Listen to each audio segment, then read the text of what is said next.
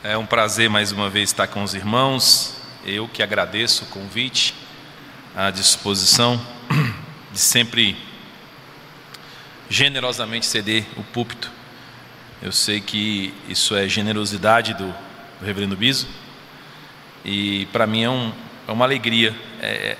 Eu amo o Distrito Federal. Eu sou nascido e criado aqui, os irmãos já sabem. Passei por alguns desses espaços aqui, escola técnica.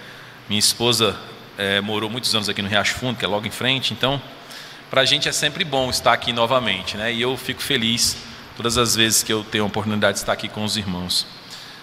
De fato, eu vim para participar do congresso, da conferência da Fé Reformada, do encontro da Fé Reformada, do primeiro encontro da Fé Reformada lá na igreja do Lago Sul. E eu não posso deixar de agradecer mais uma vez ao Jailton, ao pastor Jailson e o Beto, por nos liberar, né? Os irmãos lá foram muito generosos em nos permitir vir aqui, inclusive cedendo um carro para que a gente pudesse se movimentar com facilidade. Isso é de forma que eu quero realmente agradecer. Também quero agradecer a minha família, porque eu estou tranquilo, eles estão lá em Boa Vista, bem cuidados pela a igreja, mas certamente a organização da casa, né, em si tem a ver com a graça do Senhor manifesta ali na minha vida através da minha esposa, dos meus 3 filhos e a ansiosa chegada que aguardamos do Levi IV, né, se Deus nos permitir. Bom, sem muito mais outras informações, eu gostaria que você abrisse a sua Bíblia no Evangelho de Lucas, capítulo 9. E eu quero ler os versos 18 a 28. Desculpa, 18 a 27. A 26. A referência em cima ficou 28, eu estranhei aqui, mas é 26. Do 18 ao 26, a palavra de Deus nos diz assim. Eu vou ler numa versão que é a que eu uso, a típica, eu sei que é diferente da versão que os irmãos usam, estou lendo na revista atualizada. Então eu gostaria que você prestasse atenção. Havendo alguma distinção de tradução, certamente é sem maiores impactos para a compreensão do texto. Estando ele à parte, orando, achava-se presente os discípulos, a quem perguntou: quem dize as multidões que eu sou? Responderam eles: João Batista, mas outros Elias, e ainda outros dizem que ressurgiu o antigo dos profetas. Mas vós, perguntou ele, quem dizeis que eu sou? Então falou Pedro e disse: és o Cristo de Deus. Ele, porém, advertindo-os, mandou que a ninguém declarassem tal coisa, dizendo: é necessário que o Filho do Homem sofra muitas coisas, seja rejeitado pelos anciões, pelos principais sacerdotes e pelos escribas, seja morto e no terceiro dia ressuscite.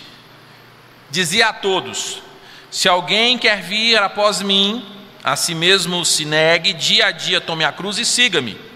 Pois quem quiser salvar a sua vida, perdê-la-á. Quem perder a vida por minha causa, esse a salvará. Que proveito ao homem ganhar o mundo inteiro, se vier a perder-se ou a causar dano a si mesmo? Porque qualquer que de mim e das minhas palavras se envergonhar, dele se envergonhará o Filho do Homem, quando vier na sua glória e na do Pai e dos santos anjos. Vamos orar mais uma vez. Santo Deus, nós te agradecemos porque a palavra é viva, porque a palavra é eficaz, e já mediante a leitura da tua palavra, os nossos corações são confortados, fortalecidos, nós já somos alimentados por tua palavra. Mas agora, Senhor, nós te pedimos que, por tua graça e teu favor, esse texto se torne ainda mais claro e que a gente possa compreender as verdades que estão neste texto e aplicá-las à nossa vida hoje aqui. Clamamos no nome santo de Jesus. Amém. Vocês estão numa leitura continuada do Evangelho de Lucas, e lá em Boa Vista também. Nós temos lido verso a verso cada um dos capítulos do livro de Lucas, acrescido diferentemente do comum de outras passagens dos outros 3 evangelhos, especialmente quando essas passagens combinam ou acrescentam informações ou trazem detalhes exclusivos dentro da a harmonia que foi proposta por alguns estudiosos, seguindo a cronologia do livro de Lucas. Então, a gente está seguindo o livro de Lucas, mas acrescendo de alguns detalhes de outros textos. E na conversa que nós tivemos, o reverendo Silvio Biso, a gente falou sobre esse texto, sobre a perspectiva de tratar o assunto, e parece-me que vocês estão seguindo quase a mesma ordem, talvez alguns versos atrás, se eu não me engano, mas e o que é fantástico, a situação, a gente na verdade está bem mais à frente, mas esse é um texto que já tinha sido trabalhado, e quando a gente percebeu a possibilidade, nos foi possível estar aqui de maneira a compartilhar esse texto com os irmãos. O texto do Evangelho, isso é importante se lembrar, ele é um texto que visa um objetivo muito claro, especialmente o livro de Lucas tem um objetivo definido nas suas primeiras letras. O autor, ele escreve o livro para que todo que pudesse acessar esse livro, todos que pudessem ler essa história, tivessem certeza das coisas que aconteceram. Isso apresenta para a gente algumas verdades óbvias. A história de Jesus já era bastante difundida, bastante conhecida, e o livro foi escrito na época circunstante, próxima, onde a boa parte das testemunhas estavam presentes. Lucas vai dizer as histórias que entre nós se deram, as coisas que aconteceram. O livro todo parece estar num tempo verbal muito presente. A narrativa sugere que algumas coisas possam ter sido de anotações diretas, de testemunhos de pessoas que estavam presentes. Há uma grande possibilidade de que Lucas faça parte de um dos grupos dos 70 outros discípulos que foram enviados. Há uma tradição antiga que descreve 72 nomes dos discípulos de Jesus que foram enviados para evangelizar, e um dos autores, um dos nomes ali é o de Lucas, que sugere ser o Lucas, o evangelista. E esse livro tem por interesse que todos os que acessam essa narrativa, que todos que leem esses livros, possam ter certeza destas coisas, de que o evangelho aconteceu da forma como aconteceu, em especial ele narra cronologicamente, ou pelo menos boa parte da narrativa é cronológica. Assim, então, a gente tem o alto ideal do autor exposto pelo próprio autor, para que você tenha certeza da fé em Jesus Cristo, para que você saiba o que você tem crido. E é desse jeito que a gente chega ao texto, mais uma vez buscando compreender o que fora entregue, o que foi nos dado, o que nos foi passado como verdade para a vida eterna. Porque conhecer a Cristo, vai nos dizer o evangelista João, é de fato ter a vida eterna. Então, se você quer ter a vida eterna, conhecer Jesus, conhecer o texto bíblico é o instrumento para tal. Mas para a gente poder compreender os detalhes destes versos que nós lemos, e alguns trechos destacados aqui, eu acho que convém a gente olhar rapidamente algum contexto. Eu quero pensar primeiro no contexto mais amplo da narrativa e posicionar esses versos dentro de um todo do ministério de Jesus. Às vezes a gente vai lendo o livro e perde, observando os detalhes, a gente perde a amplitude, perde o todo. Mas aqui, quando Jesus diz essas palavras, ele já era alguém muito famoso, que já tinha feito muitos milagres, que já tinha rapidamente se tornado uma celebridade, em especial na região mais afastada, no que a gente poderia chamar de interior de Israel. A região da Galileia já tinha sido bastante, Jesus já tinha sido bastante famoso, já tinha ficado bastante famoso. As terras gentílicas já sabiam de Jesus, terras que estavam entre a Galileia e a Judéia, ou num caminho típico entre a Galileia e a Judéia, entre Cafarnaum e Nazaré e Jerusalém. Ali havia um caminho que podia ser por Samaria e um caminho por fora das terras judaicas, as terras dos judeus, e de alguma maneira Jesus também já era bastante conhecido ali. Jesus já tinha feito muitos milagres, Jesus já tinha sido abraçado de alguma maneira pela multidão e já tinha sido recepcionado de muitos modos. Na altura destes versos, Jesus já tinha sido aclamado como rei algumas vezes, e as multidões já tinham com alguma pretensão muito ativa tentado fazer alguma revolução social e fazer dele um novo líder e marchar talvez para a capital e tomar o poder militarmente falando, né? Parece certo que os habitantes de Nazaré já tinham se frustrado com Jesus, porque ele não deixava isso acontecer, porque ele inclusive se negou a fazer alguns milagres. Quando teve, num outro momento, já mais à frente do seu ministério, pouco antes disso aqui, voltado à sua região, e se negou a fazer alguns milagres para a alegria do povo, né? Aqui em especial, pouca coisa antes, houve uma manifestação soberana de Jesus em alguns momentos, em alguns lugares, e isso tudo traz uma dificuldade para Jesus, traz alguns problemas. Imediatamente anterior a estes versos, nós temos a primeira multiplicação dos pães. Na sua Bíblia provavelmente está inclusive marcado esse parágrafo aí. Então é esse Jesus famoso, esse Jesus poderoso, esse Jesus que de alguma maneira é buscado e numa tentativa, e mais de uma vez, numa tentativa de ser aclamado como rei, fala o que nós lemos e traz essas mesmas afirmações que nós já rapidamente lembramos aqui. Bom, até aqui muitas coisas extraordinárias tinham acontecido, mas Lucas está construindo na sua narrativa um momento muito decisivo no ministério de Jesus. Ele prontamente vai deixar o interior e vai marchar para Jerusalém. Isso vai acontecer alguns versos na frente, quando ele decididamente se volta a Jerusalém. Vai levar bastante tempo, quase um ano, para que ele realmente entre em Jerusalém, mas o estigma da morte, o estigma da cruz já está presente na sua caminhada. Pouca coisa à frente, o capítulo 9 é um capítulo que é muito decisivo nisso, e é muito interessante observar os exatos momentos onde isso acontece.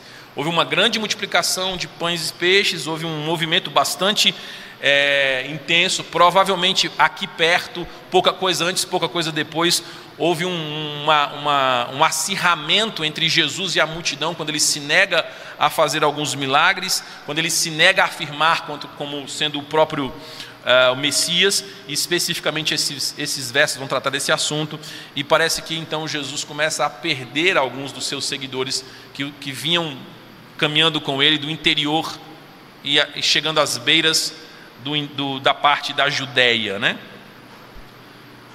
E aí então tem essa história, mais à frente tem a transfiguração, e a gente tem toda o início do ministério de Jesus na Judéia, uma segunda parte do ministério de Jesus, que vai culminar de fato com a cruz, mais ou menos um ano e meio, 2 anos depois deste evento aqui, muito provavelmente. Mas eu quero que você saiba algumas coisas também especificamente desses versos, então eu quero comentar rapidamente alguns detalhes que são muito importantes para a gente compreender o todo, para depois a gente poder fazer algumas afirmações e, quem sabe, algumas implicações para a nossa vida nessa noite aqui. Observa comigo que o verso 18 começa com a expressão dizendo que ele estava orando em particular. Eu acho essa notação de Lucas, que é bastante comum, ele coloca essas informações muito simples, aparentemente despretensiosa. Essas afirmações são muito poderosas. Jesus estava orando à parte, ele estava particularmente afastado orando. E aqui eu não posso deixar de lembrar que, quer seja no capítulo 3, verso 21, no capítulo 5, no verso 16, no capítulo 6, verso 12, e no capítulo 11, verso 1, e lá na frente, no capítulo 22, verso 44, já lá no Getsemane, Jesus tem uma vida de oração notável que Lucas precisa registrar. Isso caracterizava as ações de Jesus. Mais de uma vez, em mais de um momento decisivo, em mais de uma circunstância bastante importante, o autor do Evangelho caracteriza Jesus como estando em orações. Como estando em oração. Meus irmãos, eu não sei se isso fica claro a importância desta narrativa, desse detalhe que aparentemente é circunstancial, mas aqui é o Rei da Glória, o Rei dos Reis, o Senhor do Senhor, o próprio Deus orando. E se a gente não aprender mais nada com esse texto, se não houver mais nenhuma lição para você capturar, se você não aprender absolutamente mais nada, não assimilar absolutamente mais nada do que eu falar daqui para frente, se você sair daqui sabendo que Jesus orava, mesmo ele sendo Deus, isso quer dizer que você também precisa orar. Apenas por essa observação quase que estrutural, eu vou me dar por satisfeito. O Deus orava. Você ora? Enfim, Jesus era um homem de oração. Jesus era um homem de um testemunho de vida bastante... Gente, desculpa, eu estou desacostumado com a secura de Brasília. Meus olhos estão ardendo eu tenho facilidade de olhos secos, e a garganta também, e a rinite também. Então, assim, eu vou beber água, eu vou tossir bastante daqui para o fim do sermão. Então, me desculpem. Veja, esse Jesus é esse homem que é Deus, que vive uma vida de religiosa real. Ele realmente ora. Se existia alguém que não precisava orar, esse alguém é Jesus. Mas ele é fácil e fartamente caracterizável como um homem de oração. E eu volto a dizer, se isso ficar marcado no seu coração, eu vou me dar por muito satisfeito. Mas quer ver uma coisa interessante? Parece que Jesus não está interessado que os discípulos aprendam alguma coisa apenas pelo modelo de sua ação, de sua vida. Observa que o autor registra que Jesus estava orando à parte. Ele estava ali orando, ele estava literalmente clamando a Deus, buscando o Pai em oração. Os discípulos estão presentes por perto. Então Jesus, para esse momento, a gente não sabe se ele interrompe ou se ele encerra, e ele pergunta aos seus discípulos. A rigor, Jesus muda o foco do que ele está fazendo para o foco de quem ele é. Isso também é algo bastante emblemático e revelador. É muito interessante a gente falar sobre Jesus, é muito interessante a gente estudar as coisas de Jesus, os ensinos de Jesus, mas o cristianismo tem a ver com relacionamento com Jesus, com conhecer Jesus, com ter a amizade e saber quem Jesus é. Veja, Jesus está interessado em saber e qualificar as pessoas em relação à sua própria pessoa. Quem elas acham que eu sou? Me diz aí, o que elas estão pensando acerca de mim? Jesus não está interessado nem um pouquinho na fama, porque se ele tivesse interessado na fama, e por isso que eu caracterizei todas as coisas que aconteceram antes, ele já tinha muita fama, ele já era extremamente famoso, multidões, no plural, seguem Jesus, e em algum determinado momento anterior a este, Jesus já tinha sido aclamado rei, e as multidões já tinham tentado fazer uma revolução com Jesus, carregá-lo e levá-lo e colocá-lo no lugar de César. Ia dar um problemão, mas as pessoas estavam interessadas em enfrentar Roma por causa das coisas que eles sabiam que Jesus era capaz de fazer. Jesus tinha acabado de multiplicar pães e peixes para alimentar 5.000 homens. Ele não está interessado na fama, ele está interessado realmente num relacionamento pessoal, numa ligação mais profunda. E é por isso que Jesus muda o foco do que ele está fazendo nos seus discípulos, com os seus discípulos, então, e pergunta: quem eu sou?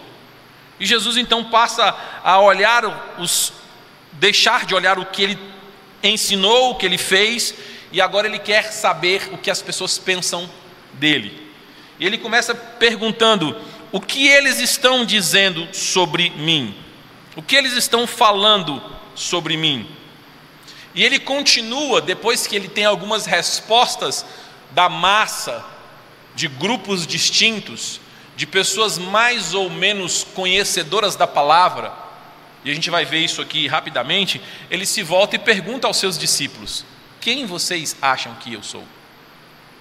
E essa é uma parte muito importante do texto. Então, Jesus alimentou a fé daquelas multidões, ampliou as oportunidades de observá-lo, mas Jesus queria uma confissão pessoal acerca de si, não só de pessoas que estão próximas e interessadas, mas literalmente dos seus discípulos. E aqui nos revela o texto uma coisa bastante interessante. Pedro toma a frente e fala em nome do colégio apostólico. Isso é importante, isso é teologicamente sadio, e essa afirmação eu sei que soa meio estranho, mas ela não é um problema para a gente, não para quem estuda a Bíblia, não para quem crê na palavra. Pedro realmente tinha alguma proeminência no colégio apostólico. Ele de alguma maneira parece se tornar um líder natural, e não é uma única vez que isso acontece, ele vai aparecendo como líder natural em diversos momentos. E se você olhar com cuidado o livro de Atos, você vai ver que a primeira parte do livro de Atos, o grande personagem que age em nome de Cristo, de fato é o apóstolo que age, que os seus atos estão registrados, é Pedro. E a outra parte é Paulo. Existe uma razão escatológica muito profunda para isso, porque Pedro precisa figurar as ligações com a velha aliança, a primeira testemunha, escatologicamente falando, o reino que está aí descoberto, desenvolvido às claras, não um reino que vai acontecer, mas um reino que está.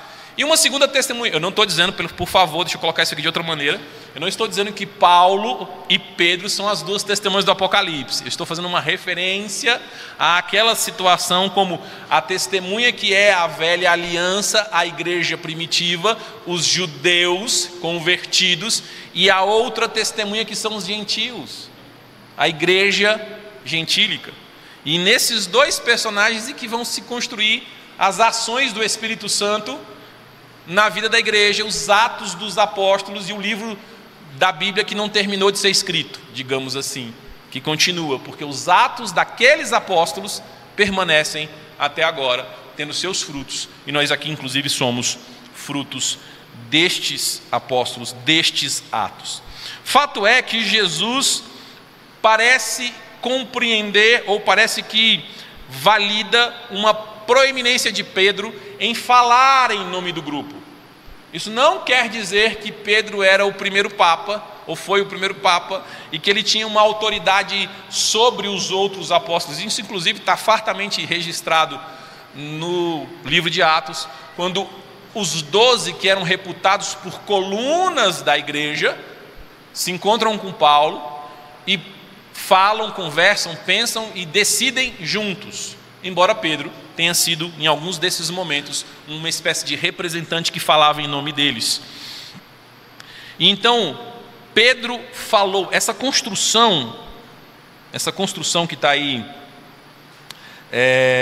no verso 20, então falou Pedro e disse, é um hebraísmo, é um jeito comum dos judeus expressarem uma fala com uma certa importância.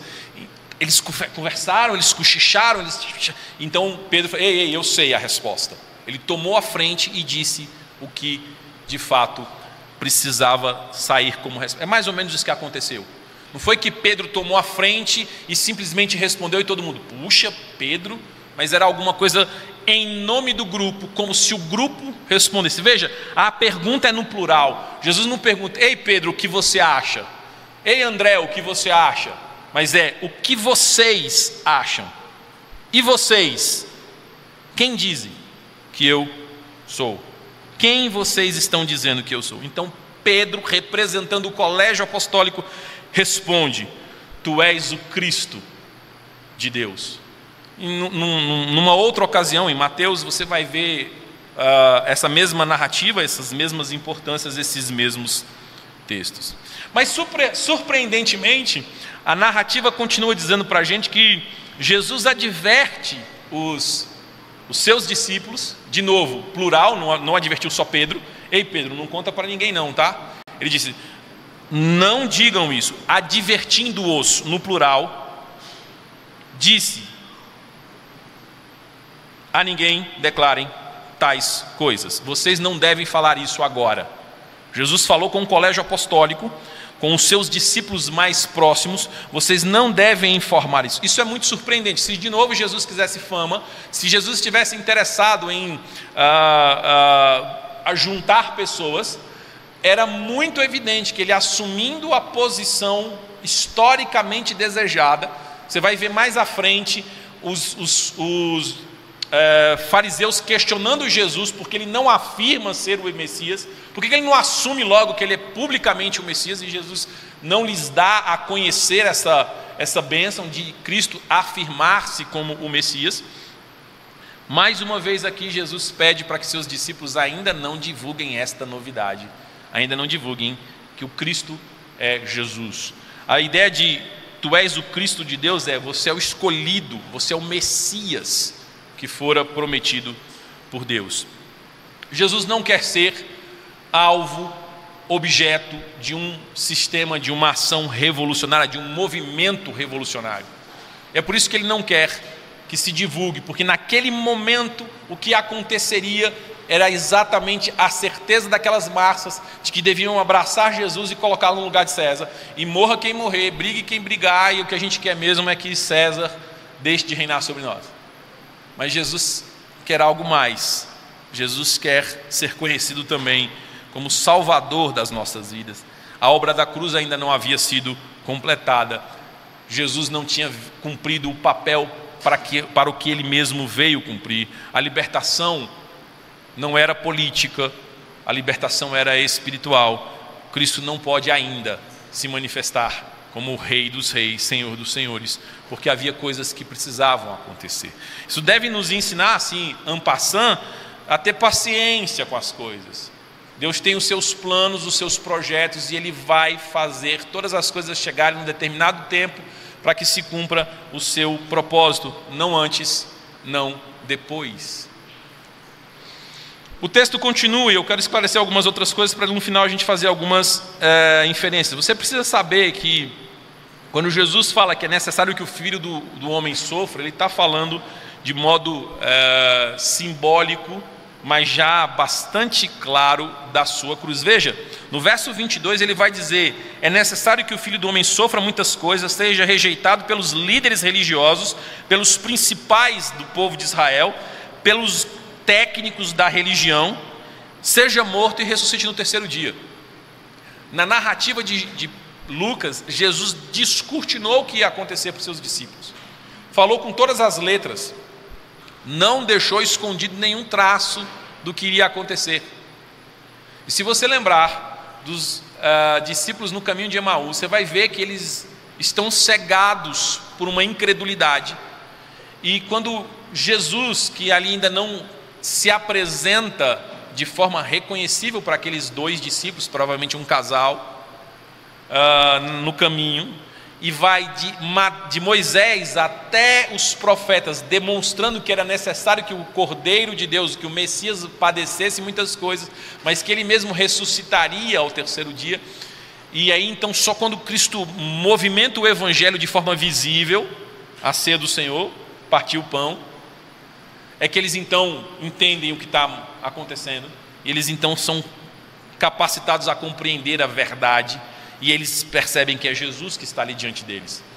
Mas nada daquilo de fato era uma novidade, tudo havia sido claramente esboçado por Cristo antes, mas ainda os seus discípulos não eram capazes de enxergar, porque enxergar espiritualmente tem a ver com o Espírito Santo, e aí ainda não havia sido outorgado para a igreja.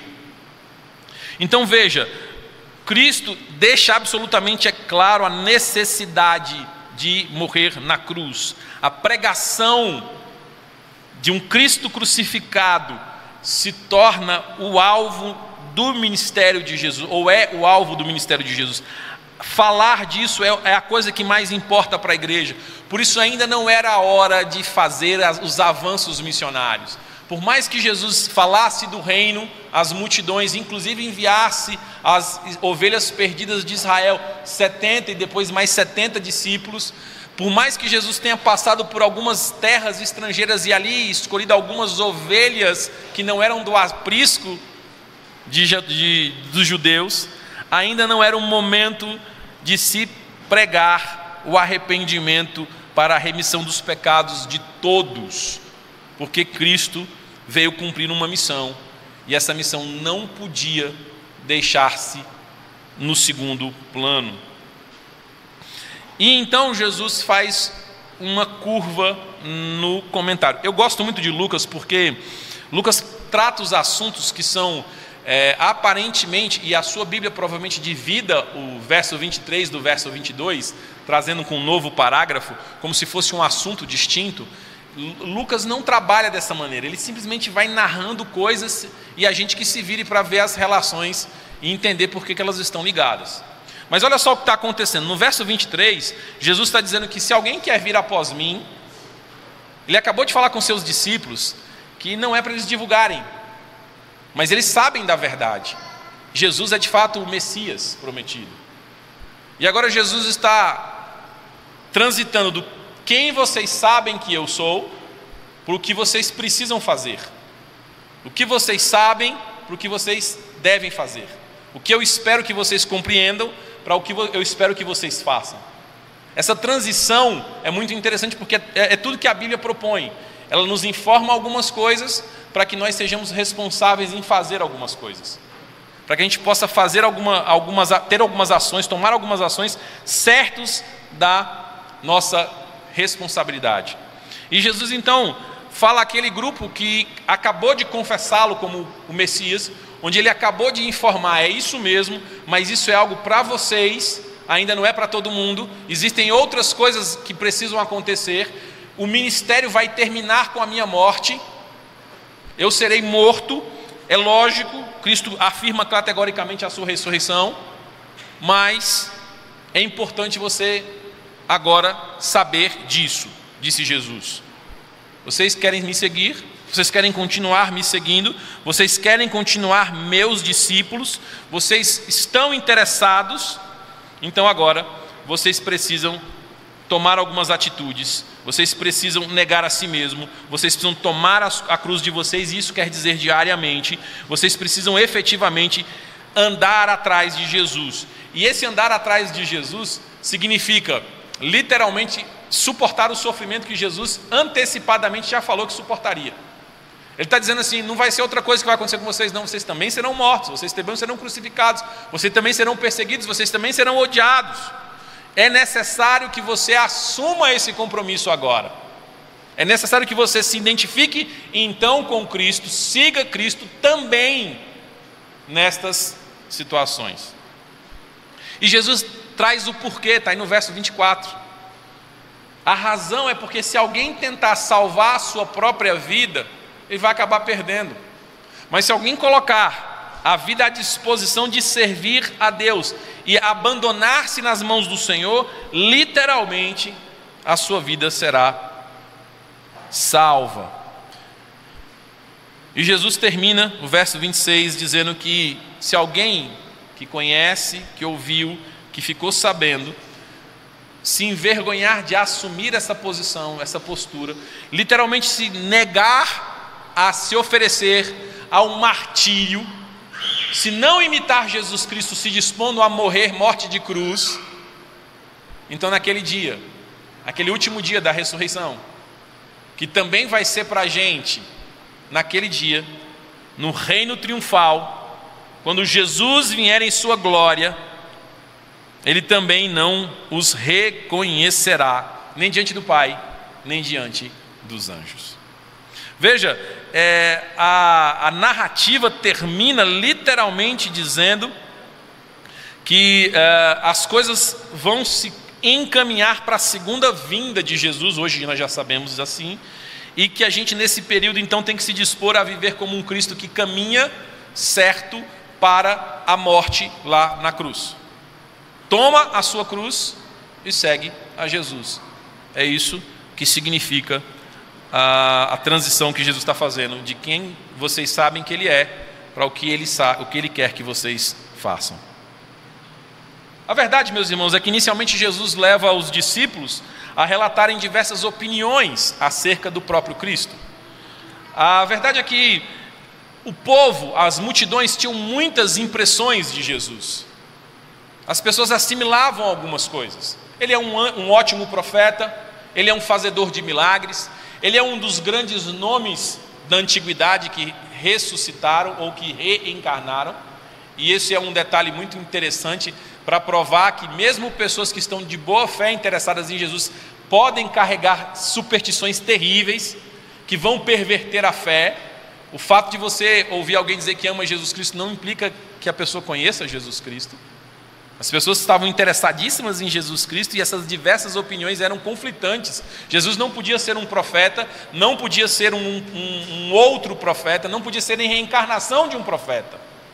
Talvez algumas pessoas até soubessem que era necessário que um Elias voltasse.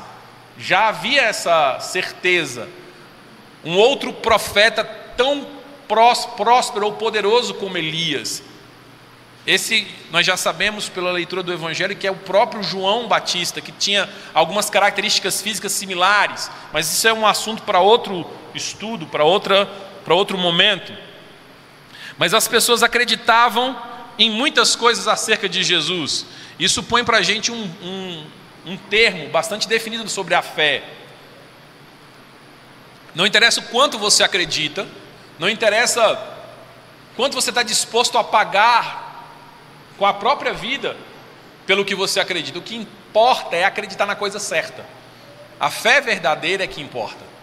Se você acredita numa coisa falsa, você pode acreditar muito, você pode estar disposto a morrer por essa fé, isso não vai fazer a menor diferença. Essas pessoas estavam há dias andando atrás de Jesus, eles haviam abandonado as suas vidas, eles já haviam deixado os seus compromissos. Essas pessoas tinham negócios, tinham afazeres, tinham trabalhos, e eles estavam ao pé de Jesus, estavam sempre andando. É uma multidão que se relacionava com Cristo em vários momentos. Alguns deles imaginavam que ele era uma reencarnação, alguns deles tinham por ele a afeição que se tem por um profeta, alguns deles até achavam que ele era um fazedor de milagres. Você vê que a multidão, segundo as falas dos apóstolos descritas por Lucas, nenhum da multidão diz, ele é o Messias. Nenhum deles. Deixa eu fazer um parêntese histórico aqui. A gente pensa que Israel, nessa época de Jesus, era uma sociedade cheia de crentes. Nem a Inglaterra puritana era uma sociedade cheia de crente. Imagine Israel, que há 400 anos tinha visto o último movimento do Senhor. É mais ou menos isso que tinha acontecido. Há 400 anos do nascimento de Jesus, Deus havia restaurado Israel. Mais ou menos. Depois você lê o capítulo 7 de Daniel, você vai entender as 70 semanas. Depois você lê o livro de Esdras e Neemias, e você vai entender o que está acontecendo. E você vai descobrir que a restauração de Israel foi um negócio assim meio xoxo. As muralhas de Jerusalém uma raposa derrubava, e a glória do templo, as pessoas que viram o templo reerguido choravam, porque eles se lembravam daqueles 70 anos, olha, eles se lembravam de um templo 70 anos antes, e puxa vida, não era a mesma coisa. A restauração de Israel física, o retorno do exílio babilônico, a caracterização da graça de Deus manifesta que Daniel entende por estudar as profecias. Estude as profecias, você vai entender, Deus vai falar com você, como falava com Daniel. Parece ser muito menor do que a expectativa do povo. E por 400 anos, esse povo foi desacreditando. Deus não falava mais, não havia profetas. As revoluções começam a ser revoluções sangrentas. Depois você dá uma estudada aí em Macabeus, depois da Revolução dos Macabeus, você vai depois dar uma estudada na fortaleza de Massada, e você vai ver o que aconteceu nesse período que a gente chama de interbíblico, do fim dos últimos profetismos para o início do Novo Testamento. Você vai ver uma sociedade que fatalmente se esquece do Messias. Eles guardavam a tradição, estavam dispostos a morrer. O castigo do exílio babilônico foi pesado, mas havia uma grande quantidade de judeus helenistas.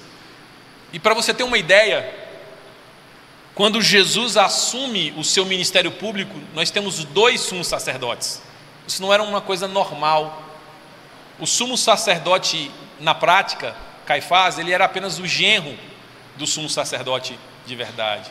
E eles tinham trocado por um conchavo político, em um acordo que favorecia os romanos.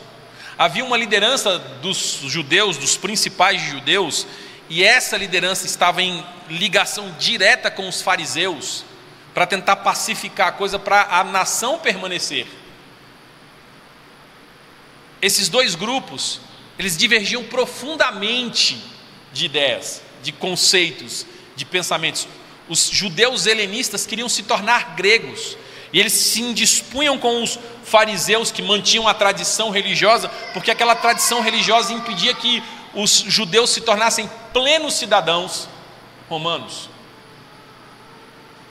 Já havia, e depois vai haver, com mais intensidade, uma cirurgia para reverter os efeitos da circuncisão dos judeus.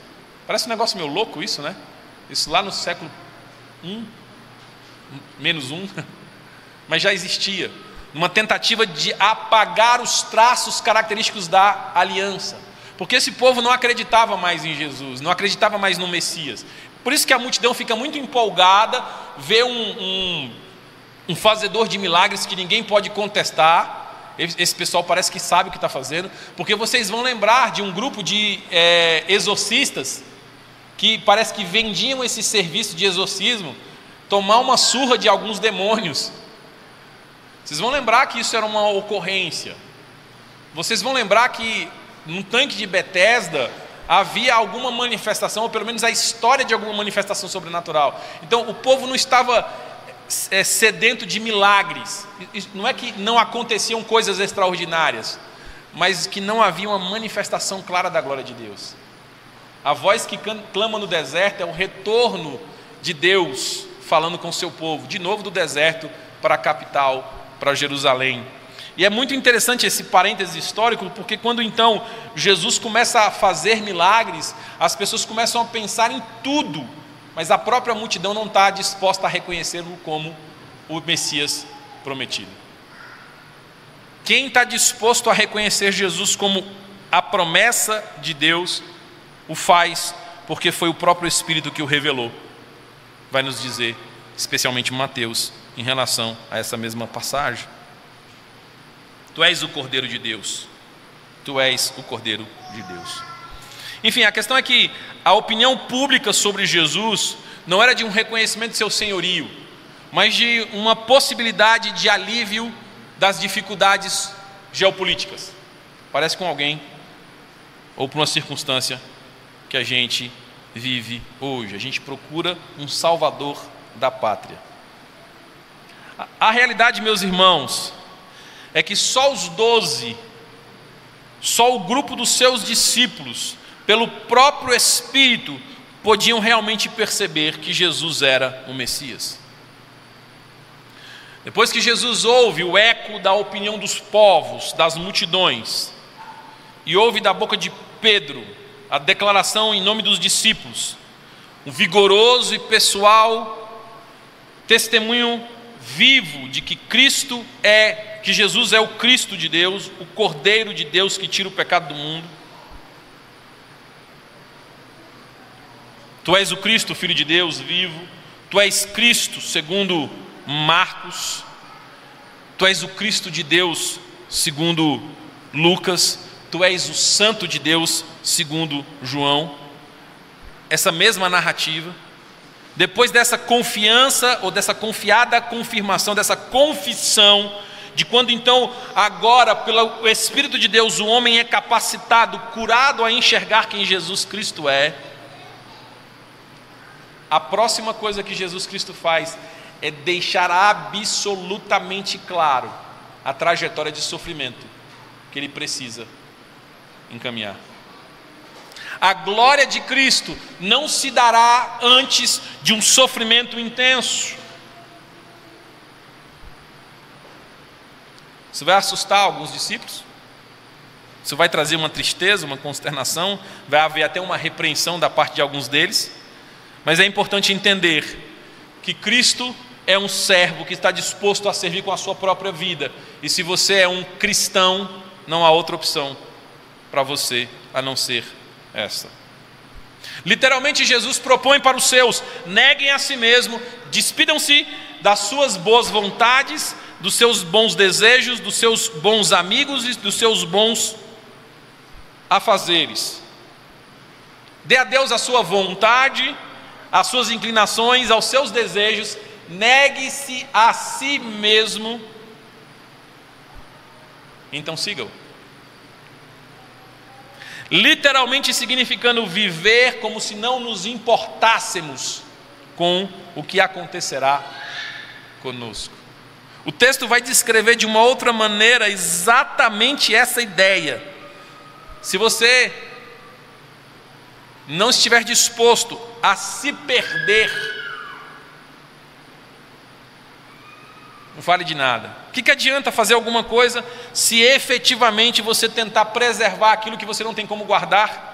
Essa é a fala, o trocadilho de Jesus que está aí, em especial no verso 25, que é clarificado para a gente no último verso que nós lemos.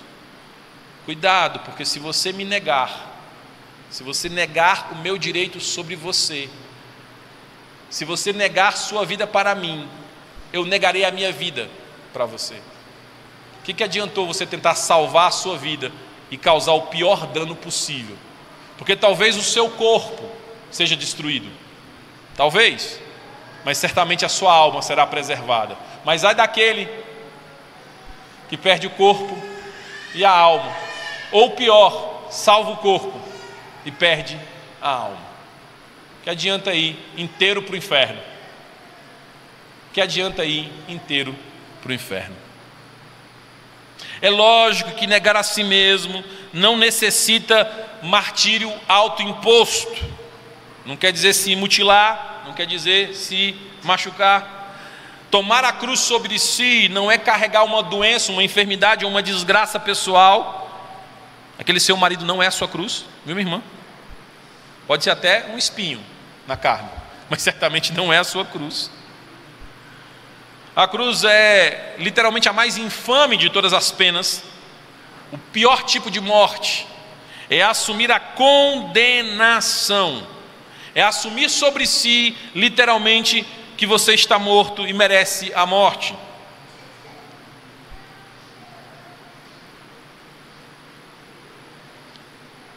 É necessário que nós crucifiquemos o eu e paulatinamente, diariamente, de acordo e na medida das ações do próprio Deus na nossa vida.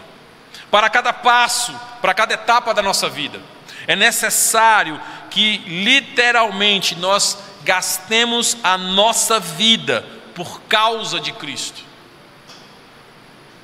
É preciso dizer, dia a dia, a sua cruz é a minha trilha. Veja, a expressão dia a dia só pode ter a única compreensão: o compromisso precisa ser diário, constante e regularmente efetivado.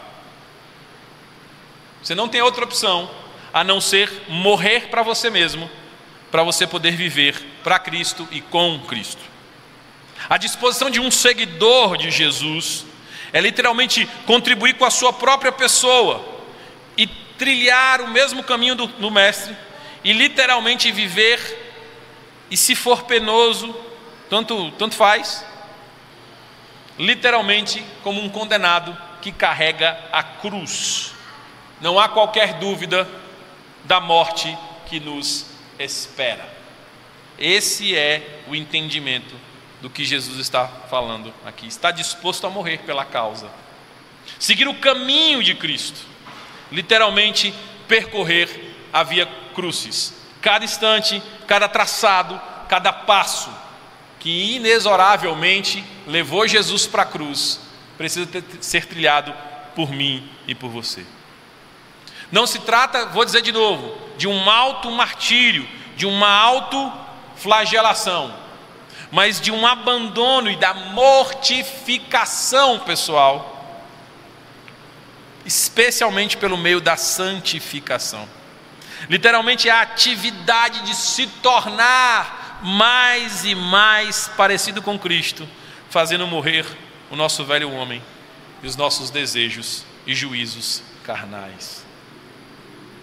É desse jeito, e tão somente desse jeito, que você vai fazer tudo o que Deus quer que você faça, a partir da certeza que você tem, que Ele é o seu Salvador. Uma fé sem obras é morta. Mostre a tua fé sem obras, e pelas obras, negar-se a si mesmo, e seguir Jesus tomando a sua cruz. Eu te mostrarei a fé que Cristo quer que você exerça. Feche seus olhos, abaixe sua cabeça, ore mais uma vez comigo. Pai, nós sabemos que efetivamente não somos capazes, Senhor, de por nós mesmos fazer e viver absolutamente nenhuma das benesses do reino.